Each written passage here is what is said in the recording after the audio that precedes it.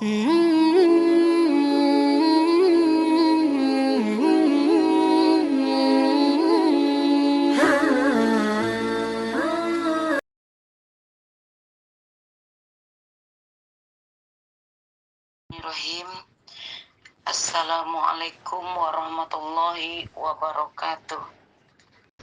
Innal hamdalillah nahmaduhu wa nasta'inuhu wa nastaghfiruhu wa na'udzu billahi min syururi anfusina wa min sayyiatina a'malina.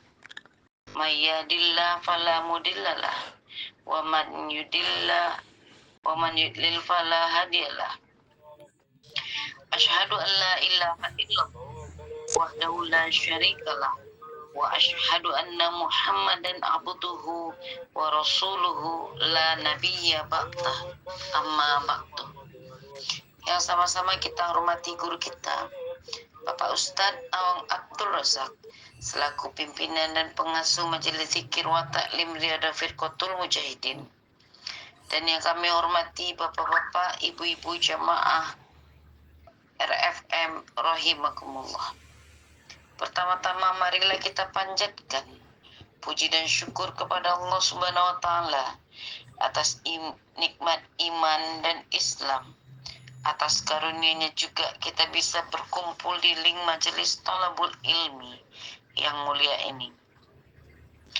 Salawat serta salam kita sanjungkan kepada baginda Nabi Muhammad SAW yang telah membawa kita dari zaman kegelapan menuju zaman yang terang benderang dengan cahaya Islam.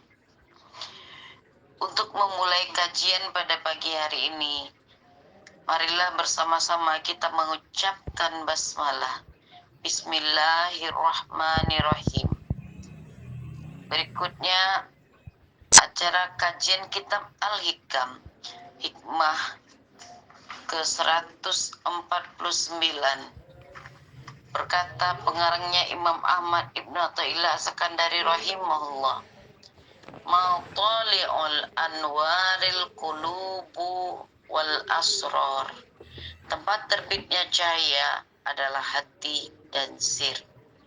Sebelum kita mendengarkan kajian lebih lanjut mengenai hikmah ke-149, marilah bersama-sama kita dengarkan lantunan ayat suci Al-Quran dan hadis Rasulullah yang akan dibacakan oleh Ibu Ani Ibtidaiyah dari Semarang kepada Ibu Ani Ibtidaiyah. Waktu dan tempat kita persilakan dengan segala hormat. Bismillahirrahmanirrahim. Assalamualaikum warahmatullahi wabarakatuh. Waalaikumsalam. A'udzu billahi minasyaitonir rajim. Bismillahirrahmanirrahim. Alladzina amanu wa tatma'innu qulubuhum bidzikrillah.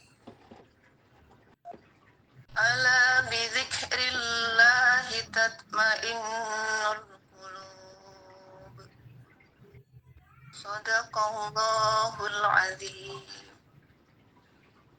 Yaitu orang-orang yang beriman dan hati mereka menjadi tentram dengan mengingat Allah. Ingatlah, hanya dengan mengingat Allah, hati menjadi tentram. Wa qala Rasulullah sallallahu alaihi wasallam, ad-dunya mal'unah, mal'unu ma fiha illa zikrullah wa alim wa muta'allim. Dunia itu terlaknat, demikian juga isi dunia kecuali zikir, orang alim dan orang yang belajar. Hadis riwayat Tirmidzi, Ibnu Majah, Al-Hakim, Al-Baihaqi, Ad-Dabrani dan Ibnu Sakir. Assalamualaikum warahmatullahi wabarakatuh. Waalaikumsalam warahmatullahi wabarakatuh. Terima kasih kita ucapkan kepada Ibu Ani Ibtidaiyah. Selanjutnya, marilah bersama-sama kita satukan niat untuk menuntut ilmu dalam kajian pada pagi hari ini. Selanjutnya kita dengarkan tausiah mengenai hikmah 149 yang akan disampaikan oleh guru kita Bapak Ustadz Abdul Razak, sekaligus ditutup dengan doa.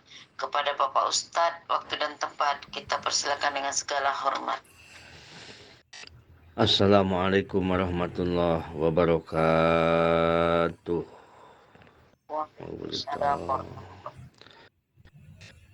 Innal hamdalillah nusalli wa nusallimu ala Rasulillah wa ala alihi wa sahbihi wa man tabi'ahu ila yaumil qiyamah. Asyhadu an la ilaha illallah wahdahu la syarikalah wa asyhadu anna Muhammadan abduhu wa rasuluhu allazi la nabiyya ba'dah. Allahumma salli wa sallim wa barik ala sayyidina Muhammad ibn Abdillah wa ala alihi wa sahbihi wa mawalah, amma ba'du. Qala Allah ta'ala, a'udzu billahi minasyaitonir rajim. Bismillahirrahmanirrahim. Qul huwallahu ahad, Allahus samad. Al-ayah sadaqallahul adzim. Puji syukur marilah kita panjatkan kehadirat Allah Subhanahu wa taala, yang mana pada saat yang berbahagia ini masih kita diberikan kesempatan untuk bersama-sama menikmati sarapan pagi, yaitu siraman rohani dari Syekh Ibnu Athaillah untuk kita semua. Mudah-mudahan menjadikan wasilah semakin bertambahnya dan semakin menguatnya keimanan kita semua kepada Allah Subhanahu wa taala. Amin ya Allah ya rabbal alamin. Shalawat beserta salam semoga berlimpah curah kepada baginda alam Habibana wa Nabiyana Muhammad sallallahu alaihi wasallam. Wa ila mu'alifi hadal kitab Syekh Ibnu Athaillah As-Sakandari rahimahullah wa nafa'ana bi ulumihi wa asrarihi syai'ulillahi lahul fatihah. A'udzu billahi minasyaitonir rajim. Bismillahirrahmanirrahim. Alhamdulillahirabbil alamin arrahmanir rahim maliki yaumiddin. Iyyaka na'budu wa iyyaka nasta'in ihdinas siratal mustaqim. Siratal ladzina an'amta 'alaihim ghairil maghdubi 'alaihim waladdallin. Rabbir lana amin. Matali'ul anwar al-qulubu wal asrar. Matali'ul anwar, tempat terbitnya cahaya-cahaya, al-qulubu wal asrar, adalah hati dan sir. Hati dan sir. Di alam semesta ini, langit tempat terbitnya matahari, langit tempat terbitnya bulan dan bintang-bintang, itu adanya di langit. Begitupun di dalam tubuh kita, di dalam tubuh, hati adalah tempat terbitnya cahaya-cahaya. Dan hati yang paling dalam adalah tempat terbitnya cahaya-cahaya. Kalau di bumi ini, di alam semesta ini, tempat terbitnya matahari bulan adalah langit. Kalau di diri kita, yaitu hati dan sir, adalah tempat terbitnya cahaya dari Allah Subhanahu wa taala. Bagaimana maksudnya? Kata Syekh Ibnu Athaillah, al-qalbu matla'un li nuri tawajuhi ay nuril islami wal imani, wasiru matlaun li nuril muwajjahah ay nuril ihsan. Hati tempat terbitnya cahaya tawajuh, nur tawajuh, yaitu nur tawajuh itu cahaya Islam, cahaya iman. Sir tempat terbitnya nur muwajahah, yaitu nur ihsan atau cahaya ihsan. Jadi 3 di sini. Islam, iman, ihsan. Tempat terbitnya cahaya itu ada 2. Ada yang di hati, yaitu nur tawajuh. Ada yang di sir, yaitu nur muwajahah. Wasiru matlaun li nuril muwajah ay nuril ihsan. Nah, Bapak-bapak, ibu-ibu jamaah RFM yang dirahmati Allah Subhanahu wa taala, setelah kita sedikit mengenal tentang bahasa-bahasa itu, kita lanjutkan. Iza asroqa nurul Islam fil qalbi wajada halawata amali zohir. Apabila cahaya Islam memancar di dalam hati kita, cahaya Islam memancar, maka ia akan mendapatkan lezatnya dalam amal ibadah dohir. Kahalawati sholat, wa qiraatil Qur'an, wa zikri wa salawat wa ghairiha minal a'mali dohiroh. Bila kita merasakan lezatnya sholat, manisnya baca Al-Quran, merasakan tenangnya zikir, semua amal-amal dohir yang kita lakukan terasa lezat. Nah, itu adalah cahaya Islam memancar di dalam hati kita. Kalau kita baca Quran, kita menemukan ketenangan, zikir, hati kita menjadi tenang.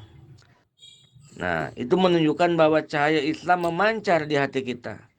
Sebaliknya, apabila kita tidak merasakan kelezatan di dalam baca Al-Quran, di dalam amal dohir, waktu sholat kita tidak merasakan nikmat, waktu zikir kita tidak bisa merasakan nikmat, itu berarti cahaya Islam kita tidak terang, tidak menerangi hati kita. Baca Quran tidak membuat terang hati, sholawat yang kita baca tidak jadi tentram hati. Itu menunjukkan cahaya Islam itu tidak bersinar. Tidak bersinar cahaya itu bisa kabur karena kabut asap, atau bisa jadi gerhana. Nah, di sini yang kalau ibu-ibu bapak-bapak pernah mendengar ada gerhana dohir, ada gerhana batin. Kalau gerhana dohir adalah gerhana matahari dan gerhana bulan. Kalau gerhana batin, cahaya nur tawajuh dan nur muwajah kita gerhana, yaitu gelap. Nah, nanti akan dibahas kita di depan. Demikian pula cahaya Islam di hati kita. Terkait misalkan sebenarnya tapi tidak bisa. Sebetulnya si cahaya itu ada, tetapi tidak bisa menyinari ke hati kita. Karena kita akui masih banyak kotoran-kotoran, asap-asap dosa yang jadi penghalang dari bersinarnya cahaya tersebut. Qala al-Imam Hasan al-Basri rahimahullah, kata Imam Hasan Basri, tafaqqadul halawata fi salasin. Carilah kenikmatan dalam 3 hal. Fi sholati wal Qur'ani wa fil Qur'ani wa zikri. Di dalam sholat, di dalam baca Al-Quran, dan di dalam zikir. Carilah kenikmatan. Fa in wajadtumuha famdu wa absiru Bila sudah mendapatkan kenikmatan tersebut, baca Quran terasa nikmat, baca zikir terasa nikmat, sholat terasa nikmat, Wamdu wa absiru, maka berjalanlah terus dan bergembiralah kamu. Ketentraman membaca Al-Quran itu tidak diperlukan harus paham maknanya. Walaupun paham maknanya luar biasa, sangat bagus luar biasa. Tetapi keajaibannya untuk ketentraman dan lezat membaca Al-Quran tidak disyaratkan harus paham dulu artinya. Karena ada kadang-kalanya orang yang paham dengan artinya tapi tidak tenang, tidak membuat tentram membaca Al-Quran. Terkadang ada orang yang sudah Allah bersihkan hatinya sehingga ia membaca Quran, baru juga megang Quran, baru juga dibaca satu ayat, belum tidak tahu artinya, tidak tahu maknanya, tetapi terasa tenang hati itu. Nah, itu namanya nur Islam, cahaya Islam bersinar di dalam hati kita. Fa'ilam tajiduha fa'lamu annal bab muglakun. Apabila tidak merasakan, kita sholat tidak merasakan lezat, nikmat, baca Quran tidak merasakan nikmat, zikir-zikir tidak merasakan nikmat, fa'lamu, maka ketahuilah sesungguhnya anal bab muglakun, sesungguhnya pintu itu sedang ditutup oleh Allah Subhanahu wa taala, ditutup oleh Allah Subhanahu wa taala. Itu adalah cahaya iman, cahaya Islam. Wa idza asraqa nurul imani wajada halawata amalil batin ka halawatil ikhlas wasidqi waridho wa ghoriha min amalil batinah. Jika seseorang apabila memancar cahaya iman, kalau tadi apabila memancar cahaya Islam. Apabila memancar cahaya Islam, maka si seorang hamba itu akan diberikan rasa nikmat lezat dalam ibadah dohir. Yang selanjutnya, apabila memancar cahaya iman, maka ia akan menemukan manisnya amal batin. Nah, kalau yang memancar cahaya iman, seperti manisnya ikhlas, dalam beramal kita ikhlas, enak banget rasanya kalau ikhlas itu. Sidqi, benar, ridho dan ridho atas segala ketetapan Allah.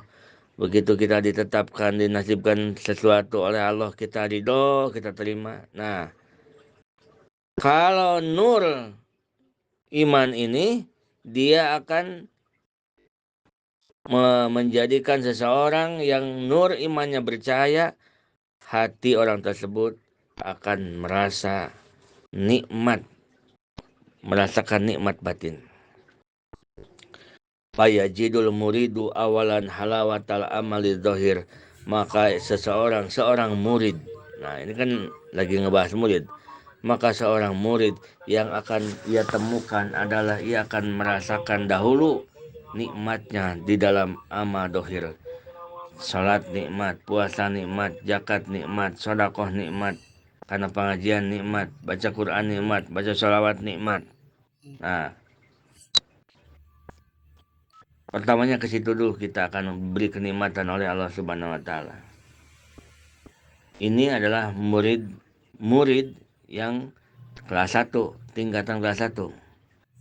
Murid yang tingkatan kelas 1 adalah dia sedang berusaha, bahkan sudah merasakan nikmat di dalam ibadah.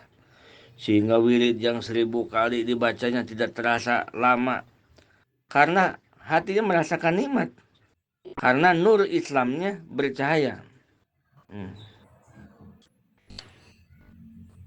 Nah, summa halawata amalil batin. Lalu setelah lama-lama Allah akan berikan kenikmatan amal batin. Pertama tadi kenikmatan amal dohir Allah berikan, sholatnya dijadikan dia itu sholatnya nikmat, puasanya nikmat, baca Qur'annya nikmat. Setelah itu ditayyakan lagi oleh Allah. Summa halawat ta'amalil batin. Terus dia akan merasakan nikmatnya amal batin. Ikhlas dalam sesuatu. Nikmat rasanya ikhlas itu. Nikmat rasanya ridho itu. Nah, amal-amal batin dia akan diberikan oleh Allah Subhanahu wa taala. Jadi bahasa summa itu beda dengan bahasa fa. Summa dan fa itu kan bahasa Arab. Kalau summa itu artinya litarohi. Artinya nyase kalau kata orang Sunda. Perlu waktu lah. Summa halawatal amali batin. Seperti ja'a zaidun summa amrun. Datanglah Ki Zaid, lalu sudah lama datanglah Ki Umar. Gitu. Beda dengan fa amrun. Ja'a zaidun fa amrun.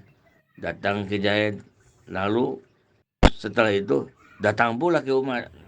Nah, kalau pakai summa, ja'a zaidun summa amrun, datang Ki Zaid summa amrun, setelah seminggu, setelah 2 minggu, setelah 1 bulan baru datang Ki Umar. Nah, ini pun begitu.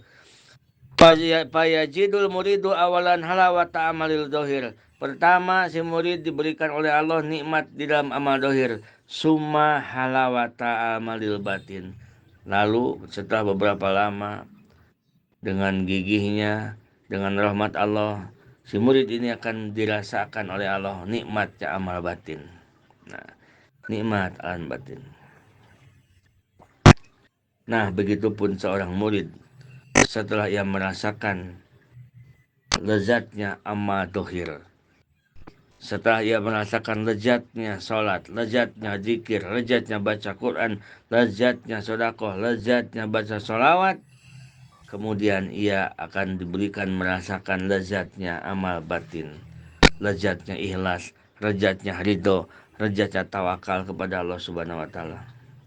Perlu waktu lama, panjang. Bagaimana nikmatnya ridho atas ketetapan Allah, bagaimana tawakal kepada Allah, nikmatnya tawakal, bagaimana nikmatnya ikhlas. Nah, itu akan dirasakan oleh si muridin. Summa halawatal musahadah. Lanjut setelah itu naik lagi.